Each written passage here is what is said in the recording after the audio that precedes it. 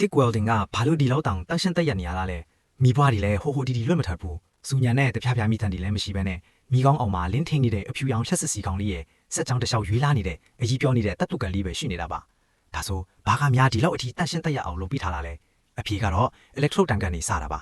တခြားခရီးစက်နေတွေနဲ့မတူတာကတစ်နီလမ်းမှာအကြီးမပြောတဲ့ tungsten electrode တန်ကိုအသုံးပြုထားတာဖြစ်ပါတယ်သူကလက်စစ်စီကောင်းကိုပဲဖန်တီးပေးတာပါကျွေးသွားနဲ့လှုပ်ထားတဲ့မိခေါင်ကလက်စစ်စီကောင်းကိုတင်းငင်နဲ့အမတ်တစ်ခုစီစူးစီးပေးပြီးကဟီရီကန်ကိုညီညီအောင်ထိမ့်ပေးထားပါတယ်ဒါပေမဲ့ဒါကဇလန်းရဲ့တစ်စိတ်တစ်ပိုင်းပဲရှိပါသေးတယ်တကယ်ကွာခြားချက်ကတော့အကာအကွယ်ပေးတဲ့ထန်းငွေကနေလာတာပါတစ်ကဟီစနေချင်းမှာအာကွန်တန်းငွေကမိခေါင်းထဲကနေစီးထွက်လာပြီးလက်စစ်စီကောင်းကိုဝင်းရံပေးထားပါတယ်သူကအောက်ဆီဂျင်နဲ့နိုက်ထရိုဂျင်တွေကိုကဟီရီကန်နဲ့ဝေးရာကိုတွန်းထုတ်ပေးလိုက်တာပါအဲ့ဒီထန်းငွေတွေမရှိတော့တဲ့အတွက်အကြီးပြော်နေတဲ့တပ်တူကငင်ငင်လေးထင်းနေတာပါဒါကြောင့်လေမိဘွားတွေမတွေ့ရတာပါဘာလို့လဲဆိုတော့မိဘွားဆိုတာပုံမှန်အားဖြင့်တပ်တူအမုံလေးတွေလောင်ကျွမ်းရာကနေဖြစ်လာတာမို့လို့ပါ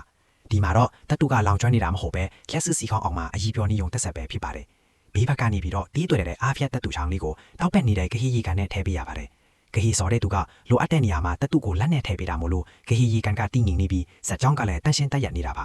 ဒါကြောင့်လဲတစ်ကဟီစနီကိုစတီအလူမီနီယံနဲ့အာကာသရန်အစိပ်ပိုင်းတွေမှာအသုံးပြုကြတာဖြစ်ပါတယ်ကဲပြောပါအောင်တင်ရောတစ်ကဟီစနီကိုကိုယ်တိုင်စမ်းကြည့်ချင်လား